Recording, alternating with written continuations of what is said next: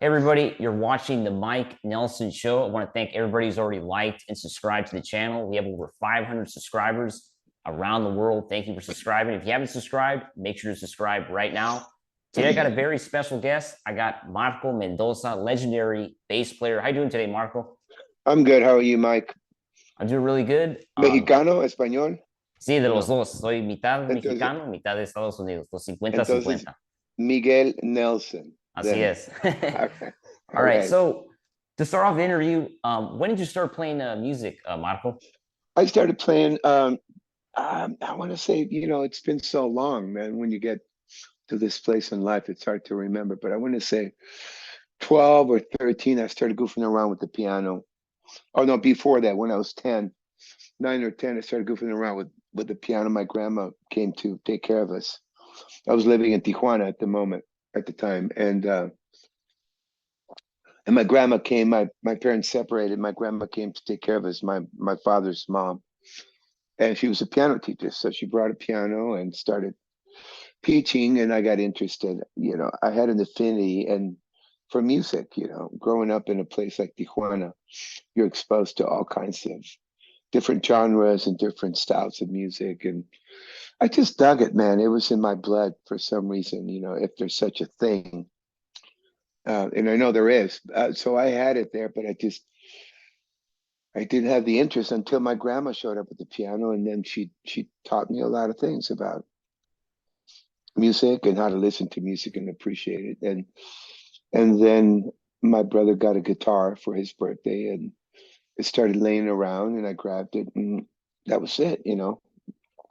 So I would say my interest in playing music and or guitar at the time peaked when I was like 13, and it became a good 12 or 13 and became my best friend. How do you think growing up in Tijuana, shaped you as a musician, as later becoming a rock musician? How do you think that shaped you? Well, well, I again, like I said um, before, and living in a place like Tijuana, it's a border town, so it's a melting pot of sorts, if you will. You get exposed to all kinds of music from all over the world. I mean, Afro-Cuban rhythms were prominent, Brazilian music was prominent, and um, Mexican music, boleros and norteño and banda and Colombian cumbias, all that, and salsa was everywhere you went. I mean, there was one kind of, one genre or another being played at any given moment. So, your ears kind of pick up on all that stuff. And when I decided to start playing music, obviously it was rock and roll. That's what back then what we wanted to do. And so you develop all kinds of different styles without knowing that you had it in you. Then when I came to Los Angeles and out to San Diego first, and I started having to play different genres and different styles of music. I was playing bass by then. I kind of had an interest and an affinity for it because I got exposed to it for so many years. So I want to say it did uh, solidify my foundation, if you will, of music in general, so that when I had the chance to express myself musically, all these uh, influences came out. So I think that's what happens when you're trying to find your own voice, musically. And I hear time and time and time again that uh, even though I'm not aware of it, that they can hear the influences in my solo stuff. Most importantly, I mean, in my solo stuff. When I do other projects, obviously, I'm trying to adhere to what's needed there. It's like being a carpenter, man. You got to use the right tool for the right project.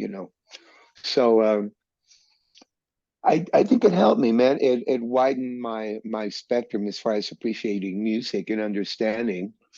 And then later on, as it became a career, understanding what my function was, and what my as a bass player.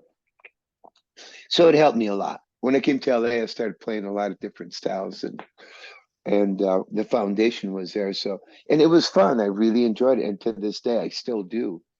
Most recently, I went down to Mexico City after doing my long 8.5 months, 8.5 month tour of rock and roll, doing my solo, supporting my latest release that came out in September, New Direction.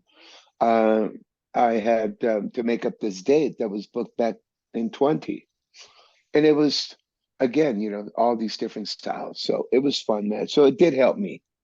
It gave me the foundation to understand what it is, the different genres and different styles, and what your roles are in all these different environments, musically speaking.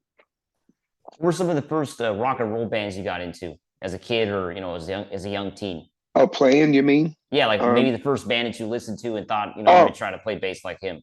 back then in Mexico, anyway, in Mexico, we were always like, and it was a known fact that we were like 10 years behind the market, whatever we got, we were like 8, 10 years behind. So back then, uh, what was really popular was Creedence Clearwater Revival. CCR was very popular. And for me, it was great because I was playing guitar then, and I could pick up, if you know enough chords, which I did, you could pick up and play pretty much every song. So that became a lot of fun. So we did a lot of covers of CCR, and that's when my interest to sing kind of peaked as well. So I started playing guitar and singing, and I dug it a lot. So CCR back in the day, it was um, Deep Purple, of course, the Beatles. Beatles are always there from the beginning. Um, the Rolling Stones. Back then, there was Bread was playing a lot of. There was a lot of hits on the radio, so you had to play that stuff.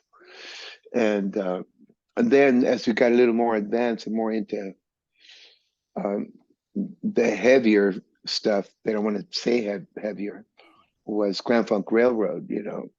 Grand Funk Railroad, Allman Brothers Band, even Ted Nugent. I was listening to Ted Nugent, not knowing that later on I would get to work with him. What a trip, no? And but I want to say it. I'm trying to remember when, but at one point, I heard Deep Purple with Coverdale and Glenn Hughes, and it just blew my mind. It was just so it left a lasting impression on my head, and later on, I got to work with these cats as well. So it's a trip how life is, and the music business where it takes you. But so I would say CCR was the most popular band by then, and they were having hit after hit after hit, with some Beatles, Bread, Savoy Brown. A lot of people don't know about Savoy Brown. Um, Allman Brothers. 10 years after, it was quite an array of different styles and different bands. But so that was my training, man. That's how I started learning, emulating, learning learning music that way. And then you start holding on to formulas, which is what happens after a while. But there's something that I'm not remembering so long ago. But that pretty much that's what it was, Mike. Whatever What was playing on the radio. Oh, the Kinks, absolutely the Kinks, and on and on and on. So let's fast forward to the late '80s. Was getting to be on, Black Sabbath Legends, Billboard's first solo album, Ward One, along the way. Was that your first big break in the music business? Well, it was one of them. Yeah, I always say, and this is something that I have to talk about. When I started touring very early, I was 16 years old when I started touring in Mexico. Uh, I got thrown into the lion's den, if you will, in that I had no tools. There was no manual preparing me to what was going on, what was going to happen. And all of a sudden, I'm touring and playing all these big venues, big shows, and I fell into every every dark hole that you can imagine with alcohol and drug abuse and all that stuff. By my mid 20s, it had gotten to a place where it was out of hand, out of control. And I had had some opportunities. I was in LA before that, and I had some opportunities to play with some heavy cats. I auditioned for Cher, I auditioned for Lionel Richie. So I had a good producer, I had good connections, and I was in the mix. And even though I didn't get those gigs for whatever the reason, I mean, I was at a pretty decent level in LA. Unfortunately, my drug addiction got the best of me, and it got out of control. And I ended up not playing music there for a few years. It was out of control. So in '86 and '87, when I got sober, I had to completely walk away from the music business. I had a sponsor, and they recommended, um, you know, that I get out of the business for a minute to get my head together. And so I did. I didn't play any music, and I started doing meetings. And in one of those meetings, that was a weekly thing, I met Bill Ward. Long story short, we started talking, and he mentioned to me that he was, just the fact that he was talking to me, I was tricked out. It was wow. But he mentioned to me that he was doing his first solo album, and he invited me to come in and hear it.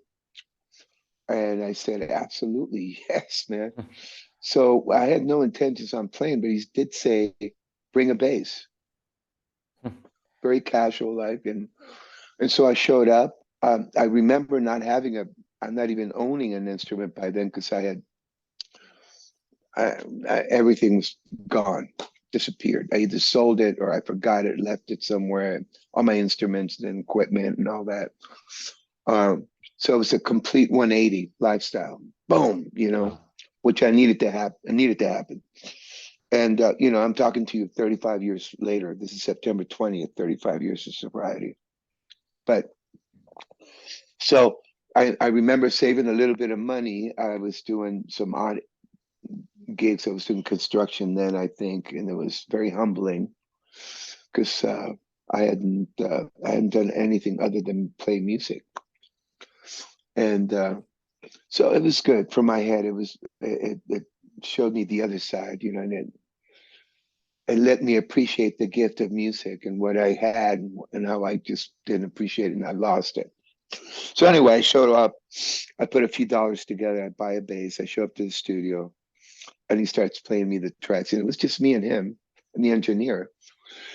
And he starts playing the tracks, and he's telling me who's playing on the tracks and who's been there. And he said, Jack Bruce is playing. For me, Jack Bruce, Cream, forget it. He's playing on these tracks, and Tim Bogart is playing on that track, and so on and so forth. And then, Ozzy is going to be singing on this track, and Zach's playing here. And he just started dropping names, and I started going, whoa, wow, this is going to be really great. And the music was awesome, It's a great project. Yeah. He's a great writer. Um, and he says, I have a few tracks here. Would you want to play? And I said, well, I haven't played in a while. I said, that's all right, man, just plug in. And I plugged in, and he started singing me the parts. He would show me what his vision was for the bass part.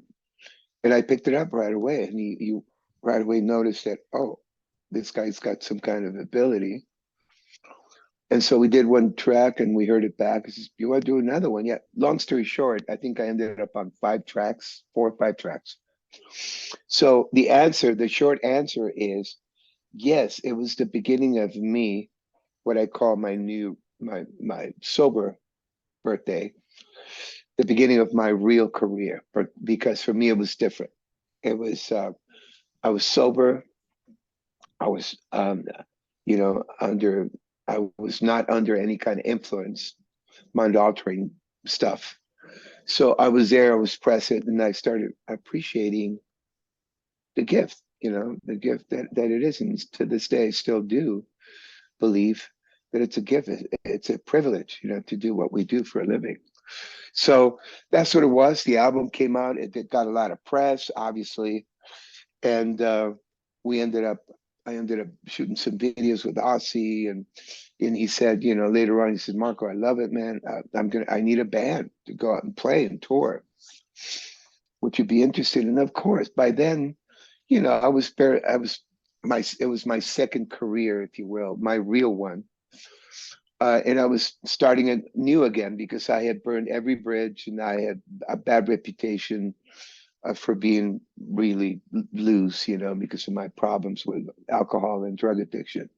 So that's what happened. So I became officially part of the band. We shot videos, we did photo shoots, the whole thing. And so for me, it was, yeah, this awakening of sorts. And it was like, God said, here, you know, here's a gift. This is going to help you get back in. And it did because I got noticed and I started getting a lot of calls. And so that's what I talk about. You know, I talk about that being the beginning of my 87. I got sober. I met him in 89, I want to say, at the beginning of 89. And then boom, everything started happening like fast. You know, the next 10, 15 years were like my mind was blown, the calls that I was getting.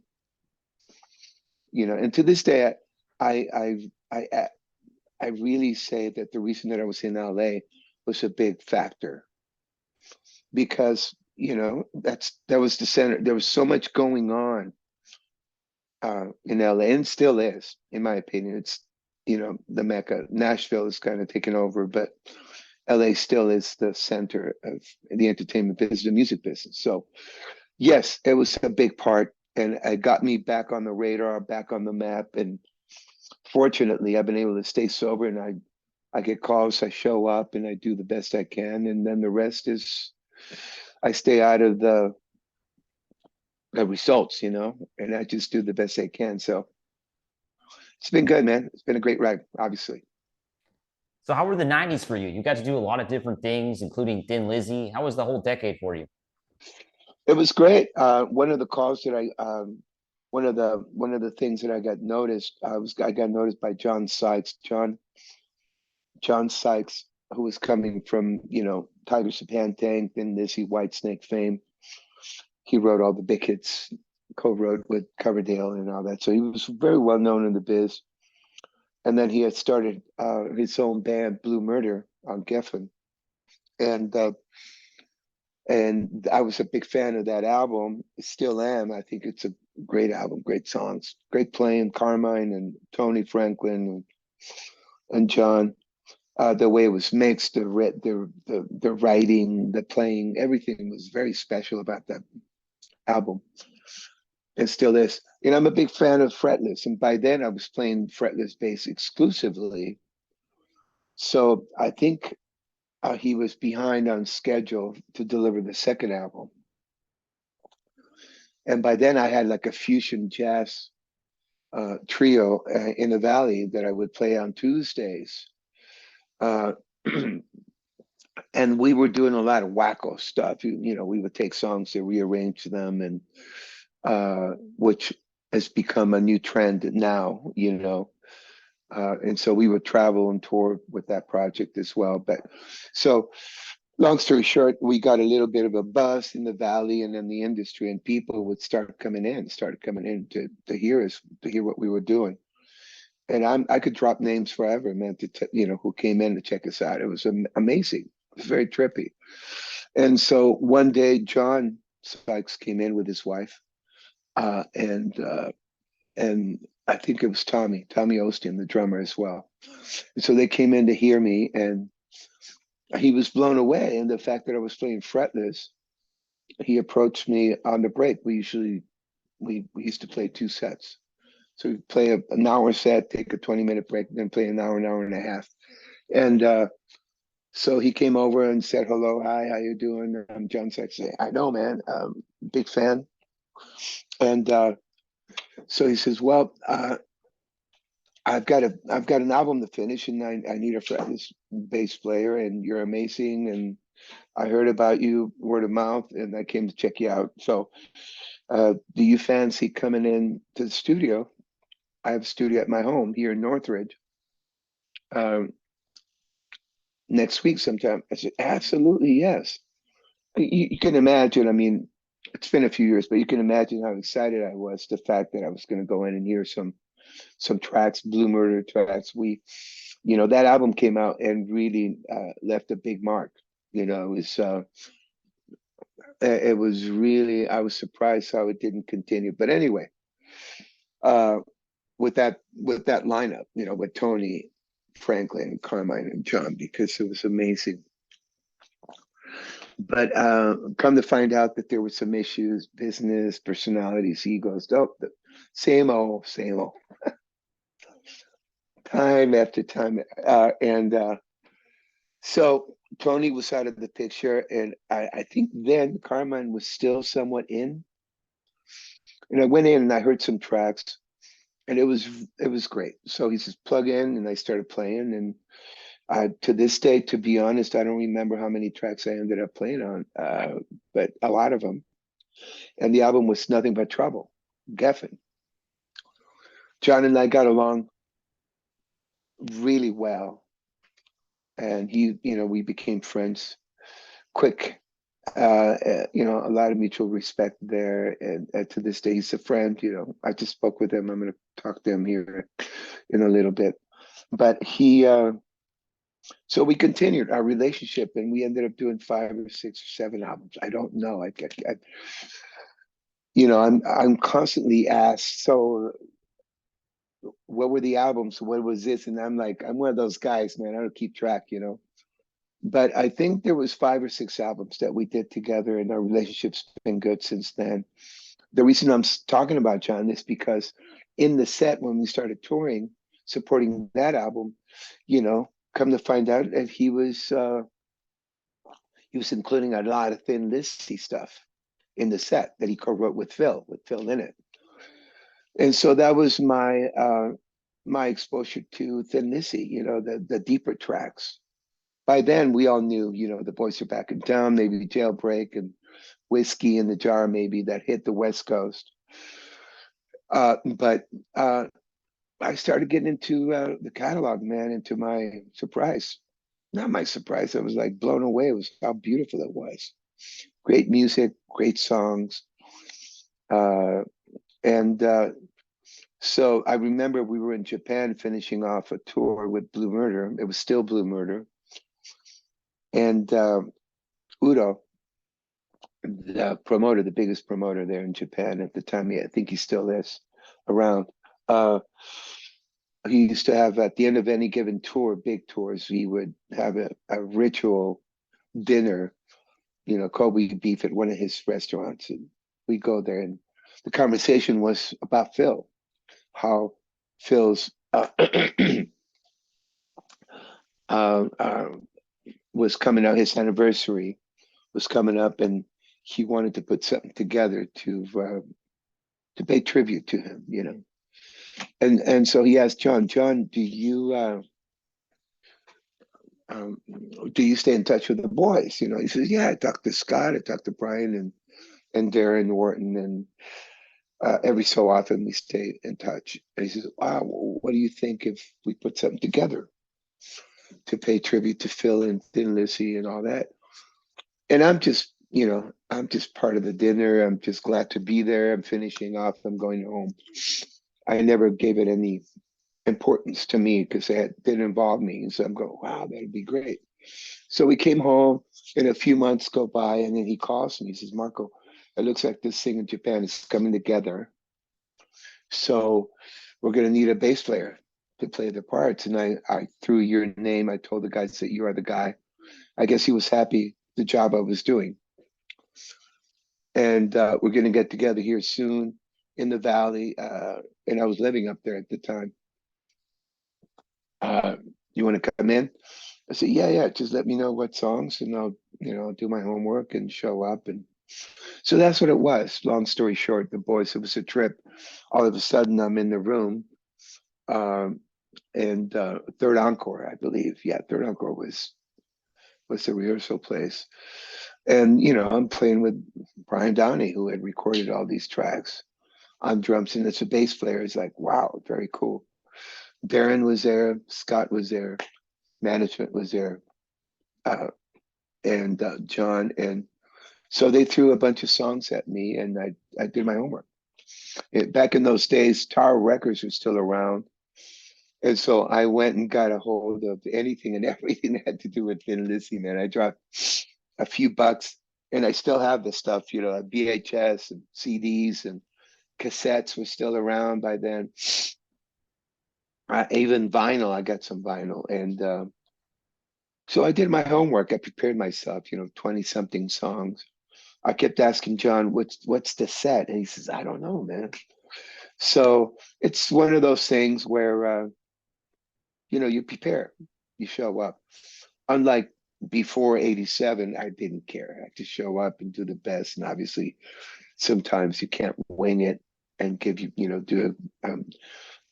can't give yourself 100% when you're not preparing. So to this day, it's become part of the process. And I really enjoy it now because for me, then I discovered um, how deep Thin Lizzy was, the music and the poetry and the lyrics and who Phil was. And so, needless to say, I played with the boys, and after a couple hours of playing songs, they threw different songs at me. I made some notes, I wrote some charts, and just in case.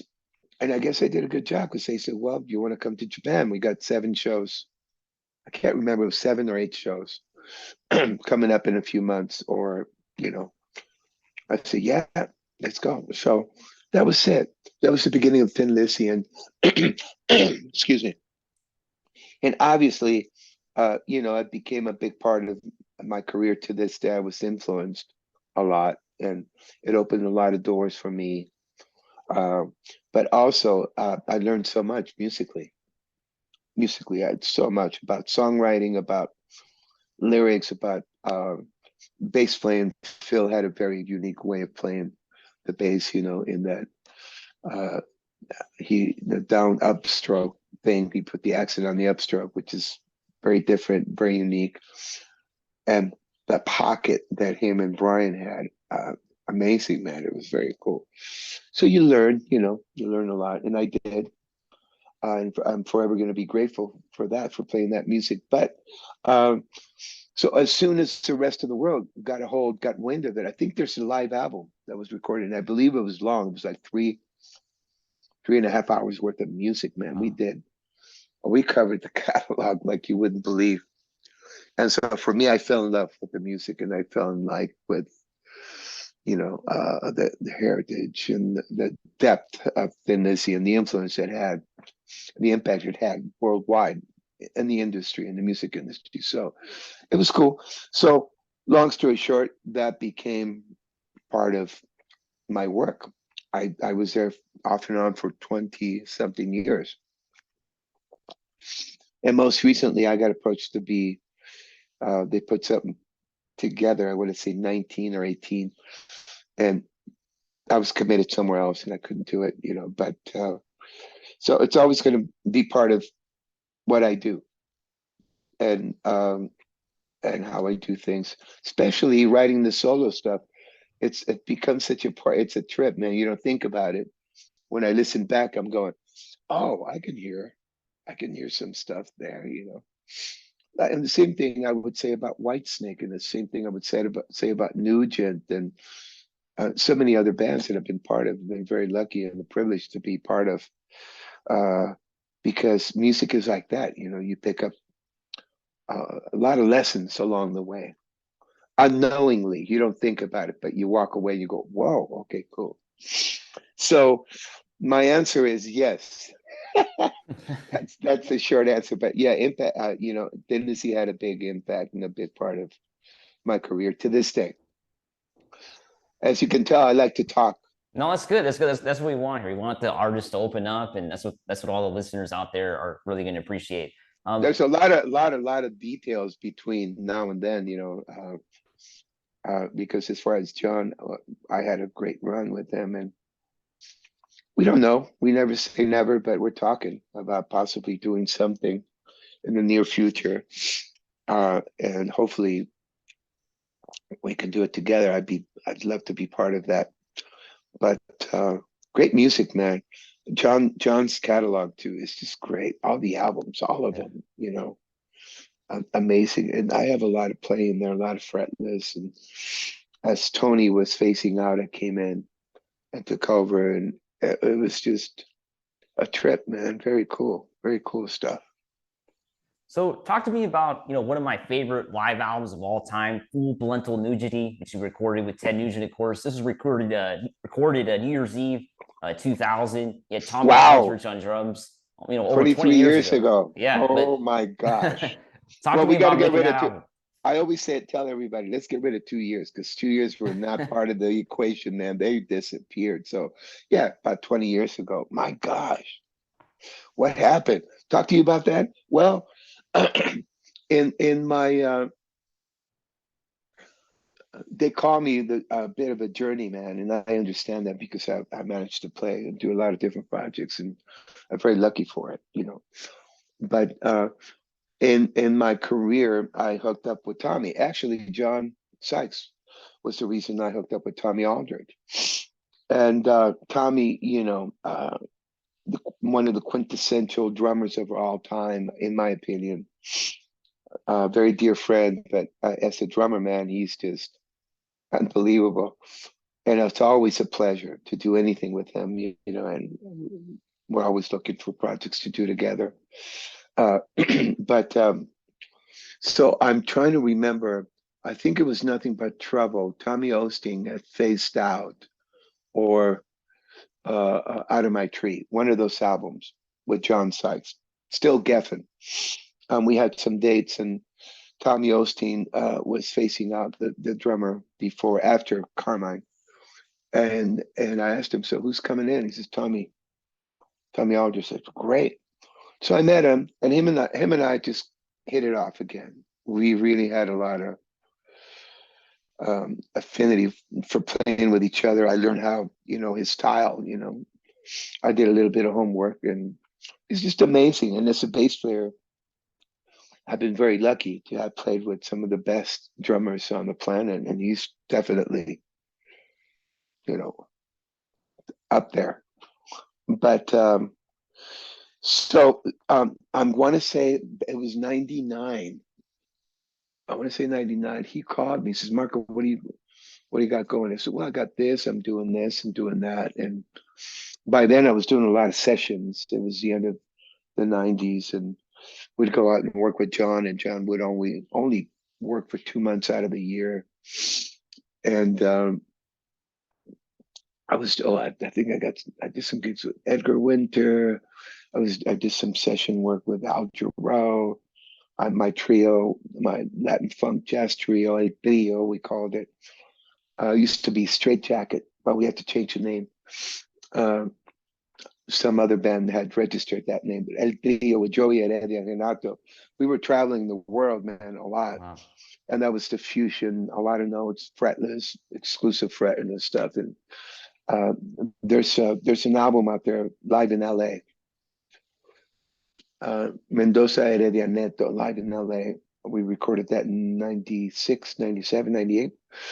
So because of that, we were traveling all over the world doing festivals and all. So I was busy, and I came home, and I said, "Well, I got a few things here and there," but I said, "Why? What's going on?" Well, Nugent got it, and Ted got invited to go on the Kiss tour, the farewell tour with the original lineup. That's back in '99, 2000, and the bass player he's got there's some issues there. I don't know exactly, but he wants to check out other options. And obviously, I mentioned you, which would be interesting. I said, absolutely, man. What, are you kidding me? Kiss, one of the biggest bands ever, and then working with Ted, unbelievable. I was a fan from way back. I'm not kidding you, man. This guy just made a big impact when I first heard his music, and I saw him on video, and his energy, his thing, man. There's only one Nugent, man. Yeah, Period. always. That's it. Yeah. Uh, and So within minutes, I want to say about half an hour, 25 minutes after, I get a call, and he's just, Marco, Mendoza, he's just going 100 miles a minute like he does. I love it, man. My respect. My hat's off to him, man. Anyway, he says, "How you doing, man? Yeah, well, got this tour, and I want to check you out. I heard some good things, and I want you to come and sing a couple of things." And he mentioned a few songs. Says, "All right, I'm coming to LA, and I'll be there in a few days. Can you come?" I said, "Yeah, our, I'm gonna change things around, and come in." And I was able to do that. Came in, and Mates. So long story short, came in, we played for an hour. He had me sing a couple of songs, and then we take a break. He says, "Marco, is there some great Mexican food around here, man?" Like he does. And he says, and oh, he's no, he said, "Is there some great stick food, man, around here?" I said, "Yeah, man, I know the place around the corner." So long story short, I take him, and he just loved the food. We were in North Hollywood. It's perfect, man. Yeah. Great Mexican food there. And so we came back, and we just got along, man. He gave me a lot of he was very friendly. He gave me a lot of pointers, and he was very talkative, and I was impressed because LA style, that doesn't happen, especially when you're auditioning, because it was officially an audition. You come in, you play, and then, okay, bye, thank you, we'll call you if we need you. Yeah. Hollywood style. And he took the time. He was interested in finding out who I was, and so came back, and we played some more. He said, "Sing this, sing that." And I remember it was sing this one with me and sing that one. And he was checking me out. And he was checking me out, even though he was still friendly and very um, approachable. I still felt that he was still checking me out as a person. I think he was happy with the music, but he wanted to know who I was and what I was about. And so he says, "Okay, great, man. You sound great. We'll give you." And his manager, Doug Banker, was there from Doc McGee's office. And he says, "Marco, thank you so much. Ted, you want to do some more?" "No." "Okay, well, thank you, man. We'll give you a shout. Thanks for hanging. Appreciate it. You sounded great." And I'm leaving. I packed up my bass. Tommy says, "Thank you for coming, Marco." And I'm thinking, there's some other cats coming. And I go out, and I thought I saw a couple of guys, nobody I knew, waiting to go in. And then I go in, and I remembered, this is a true story. I remember I'm going, "Oh wow, I forgot. I brought this." I don't know if you know anything about right, pistols, firearms. I don't know if you Yeah. do. I grew up hunting with my dad. And I said, "I brought this 1914 Wow. Luger, German Luger, that my dad had given me." Is Oh wow, I forgot. I'm gonna go in. I knocked on the door. They opened up. "Dad, I just want before I leave, I just want to show you this thing." Yeah. That's funny, man. And I showed him, and he freaked out. He says, "Wow, this is beautiful, amazing." And to this day, I want to say that was really a big factor. That's why you got the gig, huh? Basically. And my relationship with him is it's a great one, man. To this day, we stay in touch. We talk every so often, and I have the highest respect for him. He is Ted Nugent, man, and A legend. yeah, he's a legend, and he doesn't have to apologize for anything, who he is, and what he stands for. And I have a lot of respect for that because he's got the courage, he's got the balls to stand up for what he believes. And this is where I fail a little bit because I get diluted, and I don't want to step on any toes. I don't rock a boat and all that. But that's the way I grew up, and But yeah, so to this day we talk, man. It's a trip. So talk to me about Soul Circus. Was that the first time you played with Neil Sean of Journey? I did. Yeah, that was the first time I had met him in Frankfurt, the Frankfurt Music Messe show years before that, and we were working. We were we were the Fernand. I was sponsored by Fernandez. We were building some bases, designing some bases, and and he had the sustainer with Fernando, so he was there. We met briefly, but it's Neil Sean, busy cat. Uh, and he didn't remember me, so I came across him at NAMM show in LA. Fast forward, I don't know how many years, 10 years, 9 years, and his bodyguard, Aaron Dilks, rest in peace. He passed away. Aaron had been working with us previously with other bands, other projects. I want to say Thin Lizzy, Blue Murder, um, uh, something like that. Aaron was one of those guys that was just he was in demand. He was a good guy, good bodyguard and assistant and all that. So he was working with Neil. And I'm walking. I don't know if you've been to the NAMM show, but at the Hilton Never. Convention Center there in Anaheim. It's just uh, you know, hundreds, no, thousands of people congregate. A lot of people. I don't know the number to this day, and I've been going there for years. From all over the world, artists and builders and companies, and uh, so obviously everybody shows up. It's a big event for the industry. And I was walking through the hallway. I was on my way to play to do a thing because this is where the companies kind of flex their muscle and say, we got so and so playing with us, representing our product and this and that. And uh, so I was on my way and I hear Marco in the hallway and I go, whoa, what was, and it was Aaron Dilks calling me over, to come over, man. And it was packed. I'm walking through people with my bass, and I had like 20 to 25 minutes to get to the stage. I said, Marco, I want you to meet somebody. And I'm going, and he turns around. He says, this is Neil Sean. Hey, man, how are you? I met him, introduced me. And he goes, Marco, how are you, man? Well, nice to meet you. I hear some good things about you. I've got a project and I want to consider you if you're interested, but do you have anything I can hear you? You got any video, any playing, recording? I said, yeah, I got it done. He says, I'd love to see you live, and see what you do. I said, well, as a matter of fact, I'm on my way to the stage here. And I think it was Latin percussion. It was either Latin percussion or Sabian. And Joey, my drummer with the trio that I played with, was he got invited, so we came to play, and it was Sheila E., Carl Peraza, Raul Rico, Armando Peraza from, if you know any of these names, big Santana cats, and Sheila E. from Prince.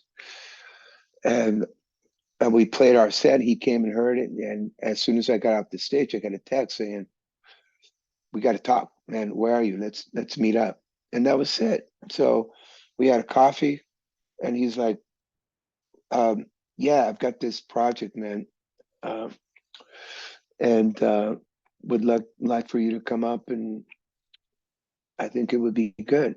And that was it, pretty much. So a few weeks go by, maybe a month, and I fly up. We'll get together. It was Dean Castronova, Jeff, Scott Soto, Neil, Sean, and myself.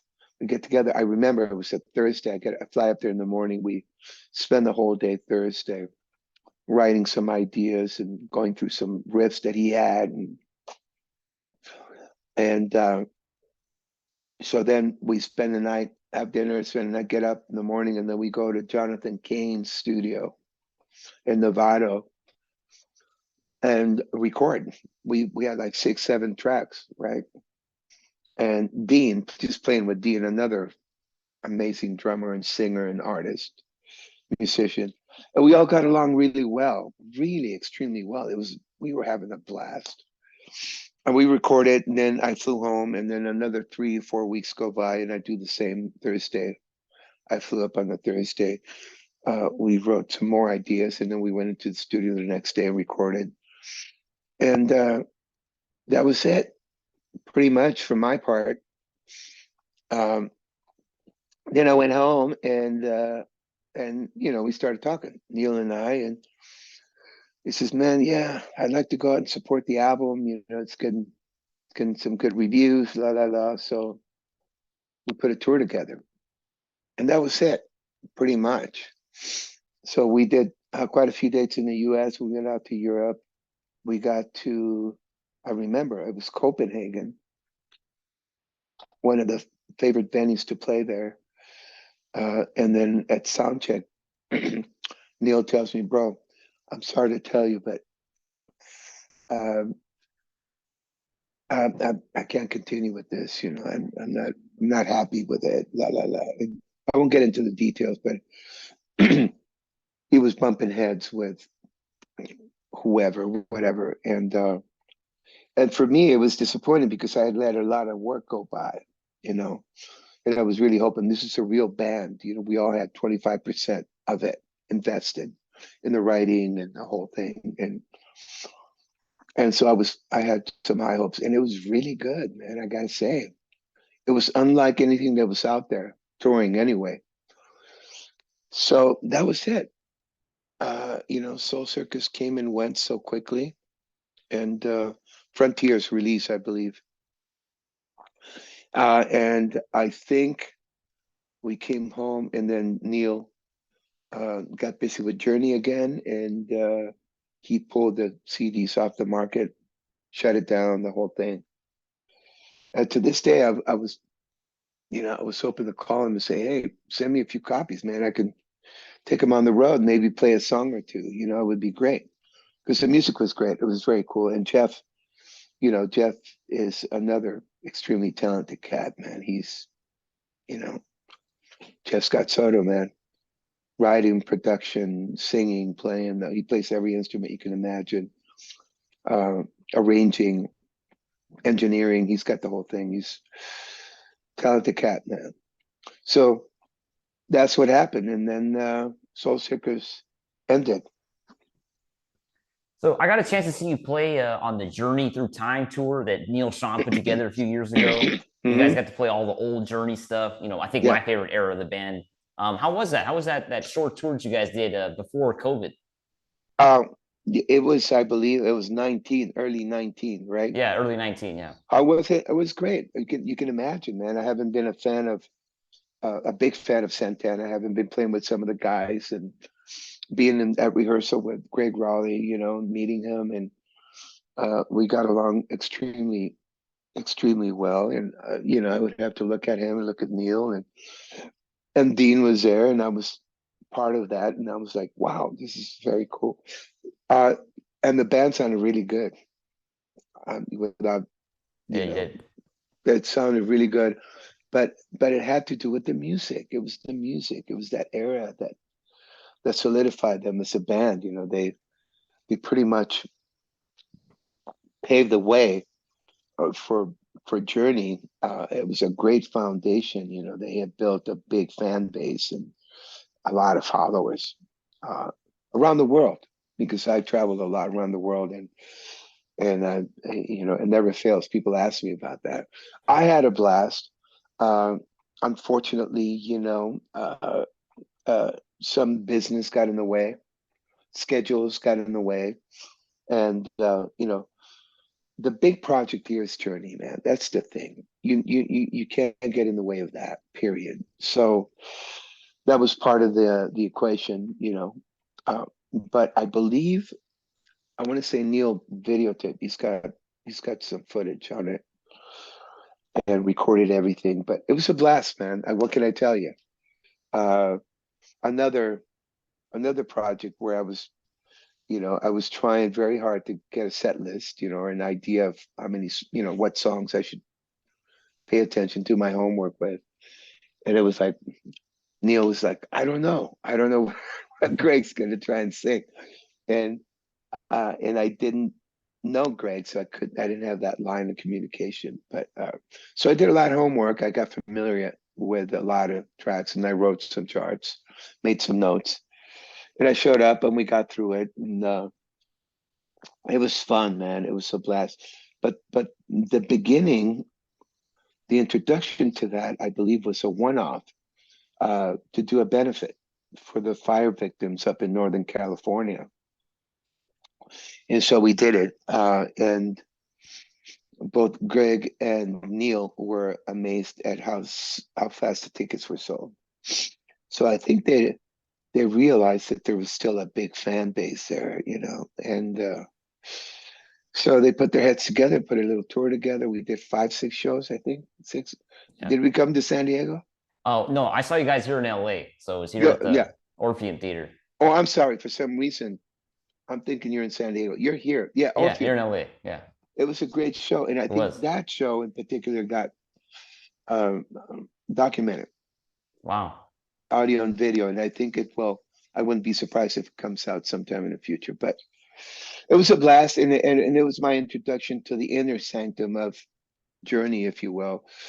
He was going through all the changes with the guys, and the pandemic hit, and 20 was, if you remember, there was a lot of stuff going on in that camp, and Neil stayed in touch with me, and to this day, I still feel bad, man, that they're going through all that stuff. They've done so much work, through the years, and the catalog, the songs, the hits, the legendary status, everything. They've got everything you can imagine that's possible in this industry to achieve, inducted in the Rock and Roll Hall of Fame. And then it falls apart, man. It's a trip how human nature is, it's sad. But long story short, that was it. And then it was announced that Randy Jackson and Narda Michael Walden would be the rhythm section after Ross and Steve Smith. There were some issues there. Something happened. I try to stay away from it for obvious reasons. But so that was it. That was my little stint with Journey Through Time, and it was great. I had a blast. And people often ask me, so what are the highlights, man, of your career? And I'm going, do we? We're going to need a few hours to talk about this because I've been very lucky, man. I've been very lucky and very privileged to be part of, um, great stuff like this. So, like that. So talk to me about your solo career. How did that start off? Um, well, I want to say um, the trio that I talked to you about earlier was a vehicle for me to kind of let loose, right? Even though it leaned a little bit on the jazz funk side, I've really stretched out, as a bass player. I'm fretless and singing and all that.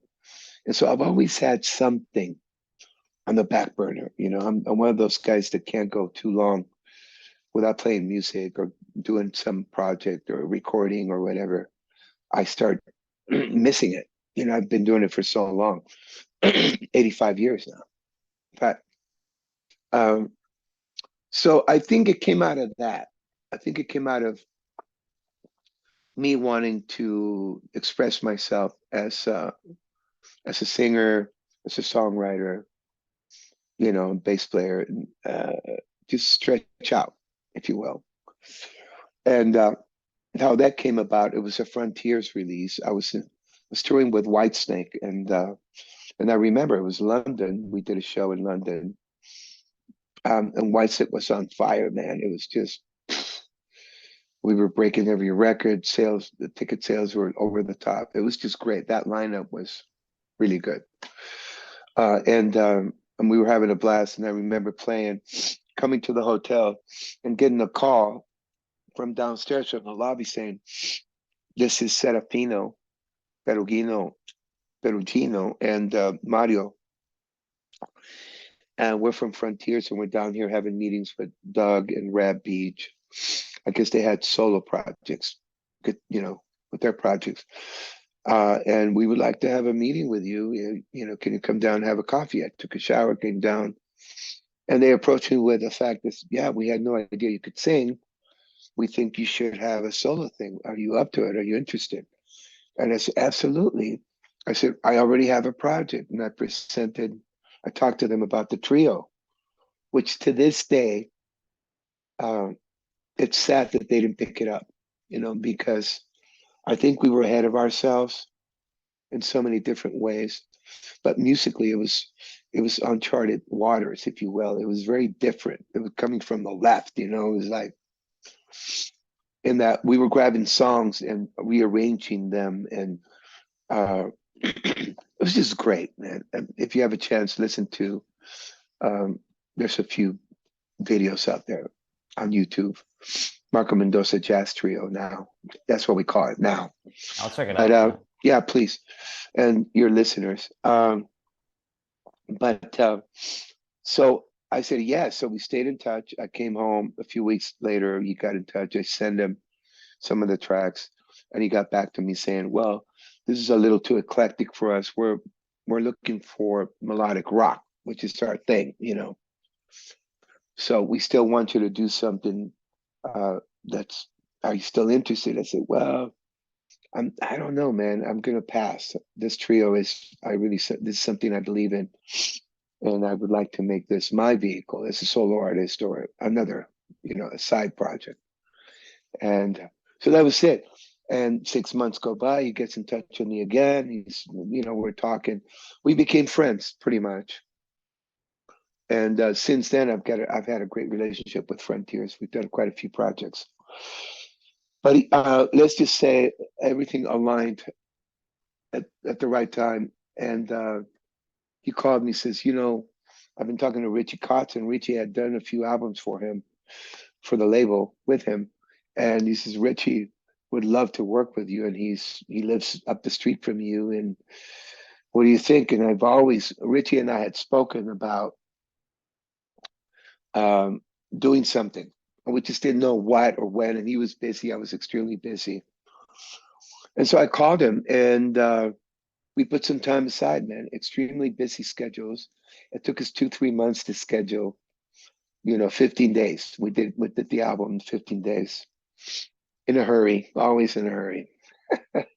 And but you know what? I prefer to work under those circumstances. Yeah. That's where I'm at my best. I don't like to prepare. I think it's sincere. Whatever comes out, wherever your head's at the time, lyrically, emotionally, spiritually, the lyrics, the music, the whole thing. It's documented that moment, that you know. And there's something to be said about pre-production and writing for months and doing it, and you know, the cake, you cook the you bake the cake, and you're going to get a better cake. But it's a lot of preparation. I'm not that guy. I just like to just come out and do whatever I do. And for me, it's what works. It makes more sense. It's the real picture of who I am.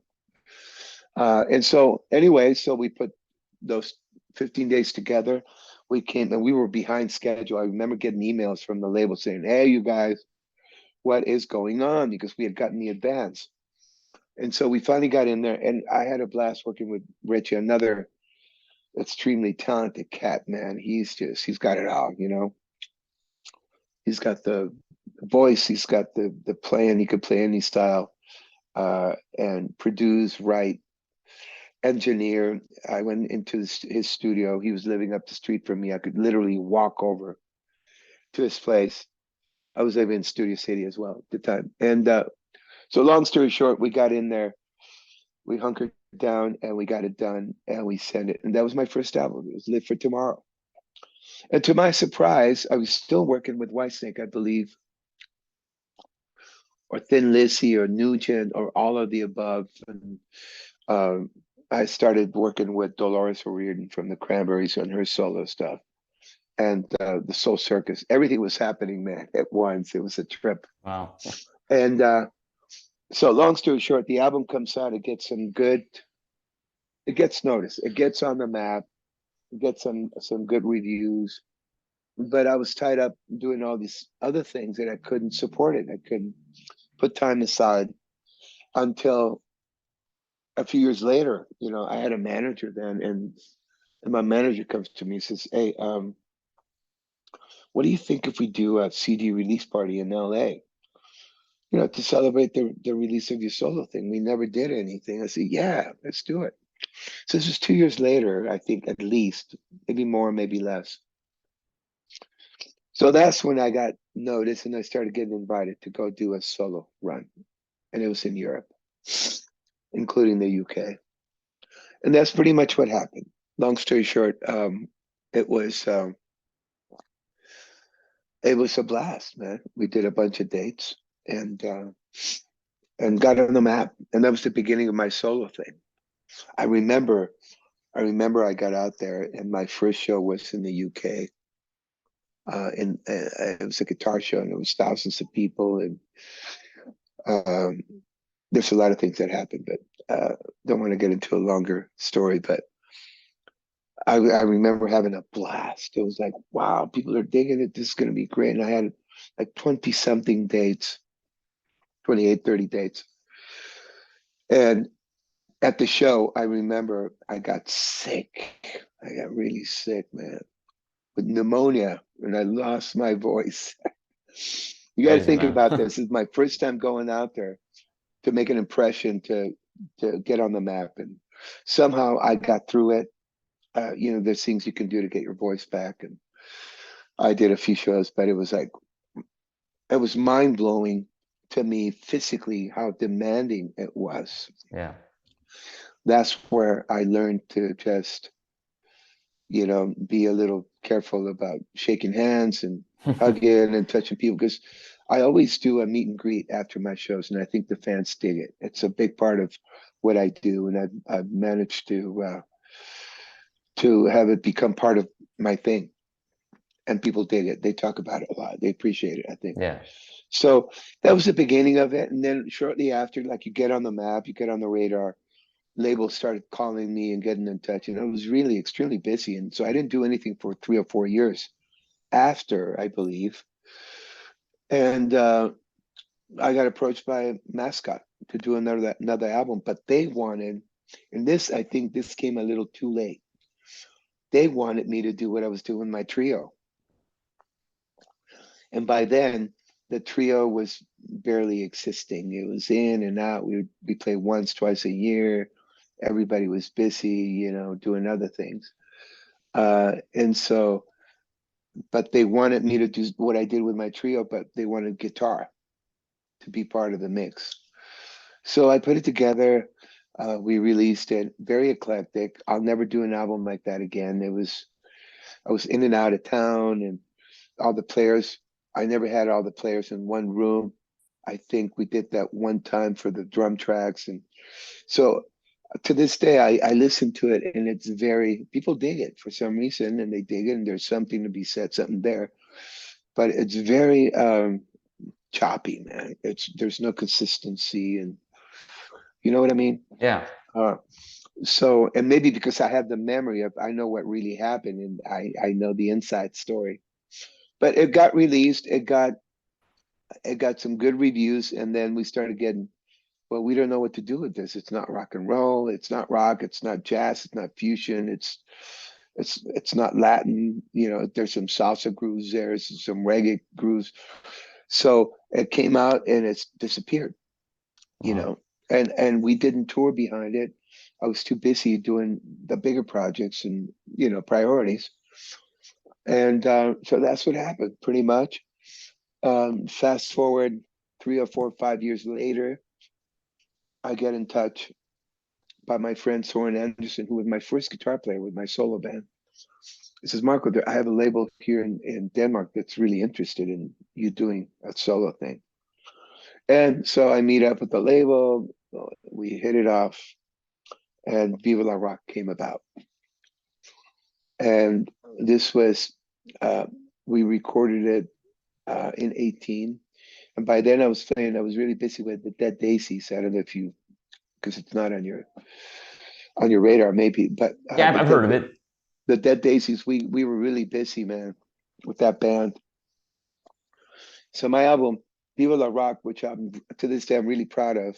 I'm really proud of all my work, obviously, but these were definitely I could see it progressing. Their songwriting and the production, and Soren Anderson was a big part of it. But I was really proud of that album. Great songs.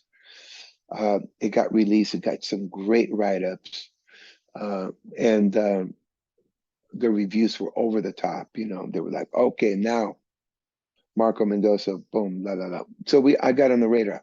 but the album came out in February of 19. No, I'm sorry, February of 18. So which means we did it in 17, February of 18. And the Dead Daisies, which is a bigger project, huge, came out in April of 18. Yeah. So, my album comes out, I get some write-ups, and I'm really committed to this Dead Daisies project and schedule an album. And so I started getting calls to book some shows. And so it was a bit of a juggling thing. I want to say maybe I toured 2 or 3 weeks that year in 18 from supporting my solo thing, Viva la Rock. And again, the results were great. People dug it. I got on the map even in a bigger way on the radar. And so the label at the end of 18 says, no, I'm sorry. Then we have another album that we're trying to put together for Dead Daisies, 19. And then John, the singer, decides to bail. And so that put everything on hold in 19. So I started getting busy with my solo thing with Viva la Rock. And that's when things it really moved forward, man. I mean, I was surprised at the calls I was getting from everywhere else, festivals. And so there was a lot of activity. And it made me realize, wow, I should really pay attention to this more, make it a priority, if you will. And so things were not resolved with the Daisies. There was no singer until August. And I was booked. I was booked, working.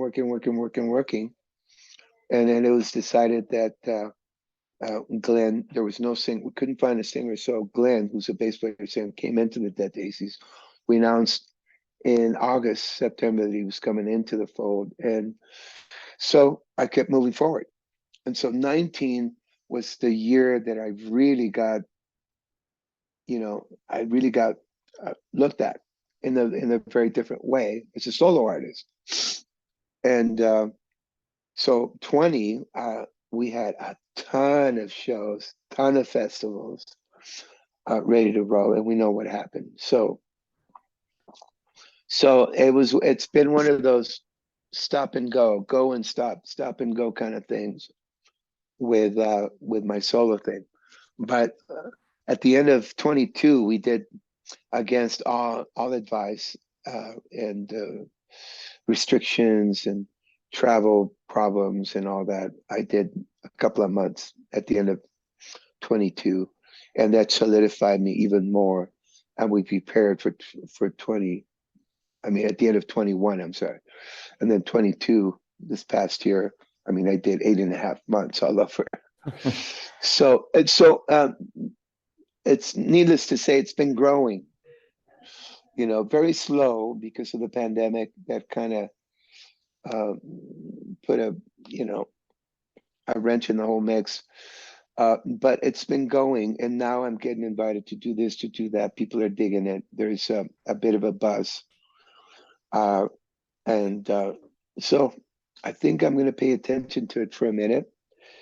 There's a few other projects that I'm not allowed to talk about yet that are cooking. But I will say this, I think the fans dig the music. The response has been great, even against all odds, during the pandemic. And this year was no exception, man. We're still suffering from the pandemic. Um, so I'm excited. I'm excited to see where we're gonna go this year, 23. There's things cooking. I'm gonna make some announcements here in the next month or so. So to announce the gigs, hopefully we can tour the West Coast, the US. That's the idea. So we'll see where it goes, man. I'm really looking forward to it, and I believe in it, and I think the music is good. I always get a hold of the best players I can get. Very lucky that way, and so it's always a good show, man. And the album's doing really well, which is New Direction, you know. So, and against all odds, yeah, I forgot to tell you, uh, New Direction was scheduled to come out in 20, obviously, Wow. but it didn't. Yeah. and we didn't finish. We started working on that album at the end of 19, and because of restrictions and not being able to travel in and out of the US, we didn't finish until 21, June of 21, and then I got involved with Journey, and so I kind of got deviated a minute for a minute, and uh, la, and so this past year, 22, we were doing so many dates, and the label was not certain that they were going to release it. Wow. And we had some meetings, and I said, "Well, I've got a lot of dates, man. It'd be a shame." The album was ready to go. They were just waiting for the time to be right, like a lot of things. And we decided to release it September 16th. And it came out in the first 2 weeks. It just did some great numbers. So I'm happy. I'm happy we did. And it's new music. And for now, I think we're trying to figure out. We released 3 singles, which is "Take It to the Limit," "Shoot for the Stars" for your listeners here in the U.S. "Take It to the Limit," "Shoot for the Stars," and "New Direction." We're trying to figure out what the next single is going to be. So that's where we're at, man. We're at a bit of a hold, if you will, but there's a lot of offers coming in. A lot of them are festivals, so we're going to see where we can take it from here. All right. So get So the word how, out, bro. Get the word out. yeah. So where can people find your music? Where can they stream it on Spotify or how can they Yes, find it? yes, and it's available on all platforms. Everything you can imagine. Any doubts, go to marcomendoza.com. And the name of the albums are "Live for Tomorrow," "Casa Mendoza," "Viva la Rock," and "New Direction." So that's what it is. Solo project, solo career is booming. It's running. I don't mind telling you, man. I came home. I left March 25th, 24th, and I got home the end of November, Wow. November 29th. And then I split to Mexico to do my jazz thing at a festival down there. And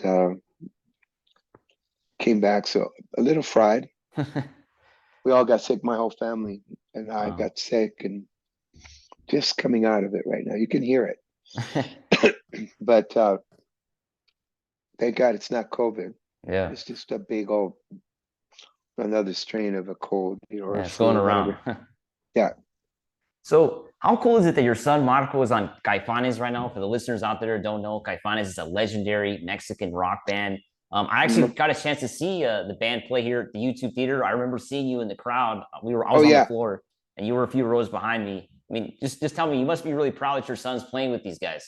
of course, man. He's one of those cats, man. He's definitely very talented, and he started later, 20 something, when he started playing music, when he decided to make it a career thing.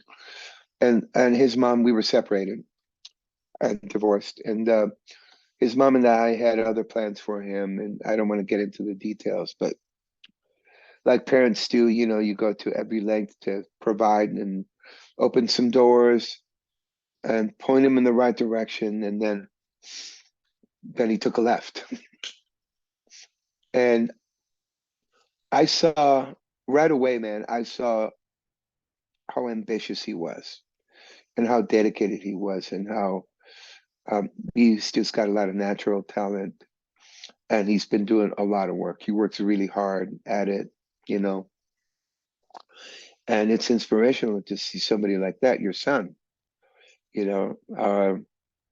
So yeah, mind blowing, man. His first gig was Caba. I don't know if you remember Caba, big project, Mexico. That was his first gig coming Wow. out of. So he's been very lucky as well, and but he deserves it. He works really hard. He's talented, and in my mind, it doesn't get any bigger. Caifanes, maybe Mana, Yeah. right? Those are the two big ones. So so I'm really happy for him. Yeah, I went out there, and Saul was he's always really cool. The Yeah. boys are really good. You know, Alfonso and so I know them really well. They used to actually come in to hear me play Wow. before they knew my son. So it's a small world, man. Wow. They used to come and hear my trio. They were one of those people that would come in and whenever they were in the LA area would come That's in and cool. hear us. And so the connection was there somehow. And yeah, he's great, man. He's good. They're on the break right now. They're getting ready to go. He just went to his daughter's baptism last week, and it was a blast. And yeah, I'm very proud of him. Of course, man. Anytime any of your kids do, you know, the important thing, the success is important. Yes, you want to see your kids excel and be successful, right? Whatever they do. And I've got five. But the important thing to me is that they're happy, that they find that, abundance of happiness, and he's reached that. He's very happy, obviously. He's got a beautiful wife, beautiful kids, great career. What else? What else is there? So it's nice, man. He deserves it. You know, he's a good guy. He's a great human being, big heart, lovely guy, and I'm honored to call him my son, Marco Renteria. That's a long story. Any thoughts on the recent passing of Jeff Beck, who we unfortunately lost a couple days ago? Yeah, it's mind blowing how these things are happening more and more. And my condolences to his family and his friends, close friends. I know Carmine. I was talking to him last week. He worked with him, and I'll be talking to him shortly after I get rid of this funk, this cold. I know they were very close, and I saw some postings, and it's heartbreaking, man. You know, when people that influence you and inspire you in so many ways, and there's a connection there between the people that worked with him and they pass away. And I haven't gotten into the details. It's almost like uh, how I deal with it is I see it and I go, wow. You could see me not talking about it online because it's hard to accept. Subconsciously, you're not. But the other reality is we are that generation that we're going to start seeing the next generation, the older generation, move on. That's the reality. I don't know what the circumstances were. I know he was playing great. He was touring, uh, and you could see it on YouTube, online. He was sounding great, looking great. It seemed like he was in great health. Yeah, I saw him two What months ago what here in what? LA with There Jeff you Beck. go. Yeah, with There you go. Johnny Depp. Sorry, no. Oh, that's right. He was Yeah, touring. Where did they play? they played here at the Orpheum, and they also played at the Grove in Anaheim. So I saw him in Oh, Anaheim. nice. Yeah, Um, just great, man. So, what were the circumstances? Do you have any details? he died of a meningitis infection. Yeah. Look at that. How do you get meningitis? Food? What? It's a virus, right? Yeah. But to me, he represented somebody that took care of himself. I believe he was sober or not, maybe. But obviously, his mental health, his physical health, spiritually, you have to be very well grounded to play like that, in my opinion, to be Jeff Beck, to survive all those years and extremely talented cat. And it's sad, man. It's sad what's going on. So my heartfelt condolences to his family and his fans, and of which I'm one. I'll start getting into it and finding out a little more, getting more details about it. But it's going to happen, bro. That's the reality. We're here for a short second, so make the best of it, right? That's right. Last question here. Any advice for young musicians out there? Wow. Do we have a couple hours? Yeah, Well, I don't like, even though I do get into that role, but I like to call it suggestions, because advice sounds like Yeah, or yeah, the reality is, Mike, nobody's got a formula. Nobody knows. All I know is that if you have an inherent desire to learn music and to play, and it's a passion driven thing, um, uh, you will grow and you'll dedicate time and you'll do now with online access, man, all the tools that you have available to you to become a better musician, to play, to learn your skill, uh, and to, it's just available. There's so much and so much available that you cannot succeed. You cannot excel. Now, it all depends on the individual, what your goals are. And I always like to tell people or suggest just set short-term goals.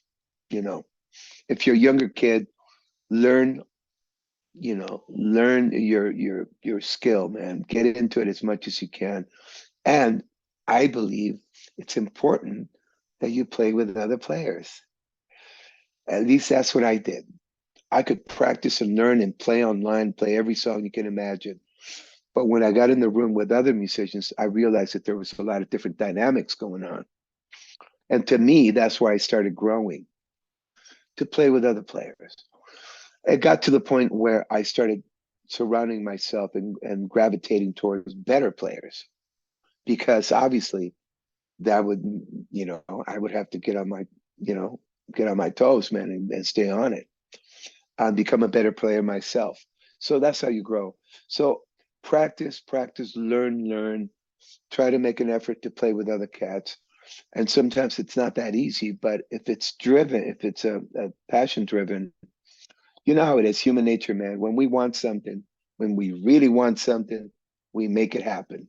So make it happen. Play with other projects, play with other players, uh, learn, always remain teachable. I am right now, I know less than what I knew when I started.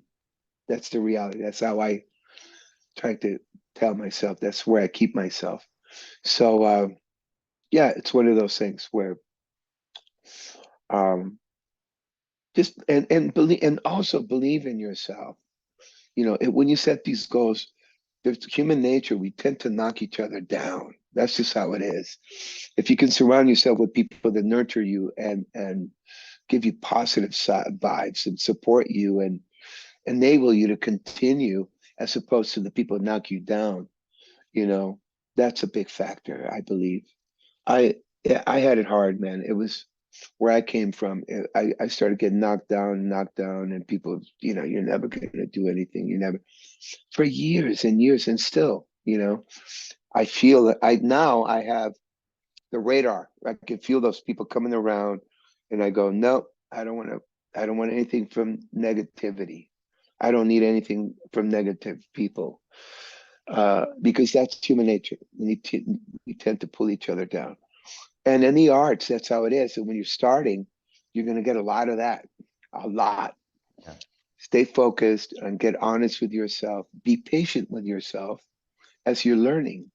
You know, right now I have more patience than I had in my teens when I'm having to learn something. And for whatever the reason, I'm not up to par or whatever. I give myself, I allow myself to be patient, to time to learn. You know, so it's one of those things. But if you're really driven for the right reasons, which is music, I always like to say music is its own reward. At the end of the day, if you really get a kick out of writing something or recording it or playing live, that's going to be you're going to try and continue that. That's how it is for me. Right now, I'm going to break and I can't wait to get on stage with something or other and play live. So my suggestion is believe in yourself, set yourself some short-term goals, long-term goals, be realistic about the time that you put in because it's not going to happen overnight.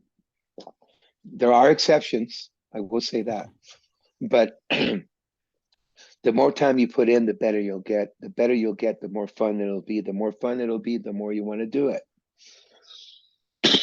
It's logic, right?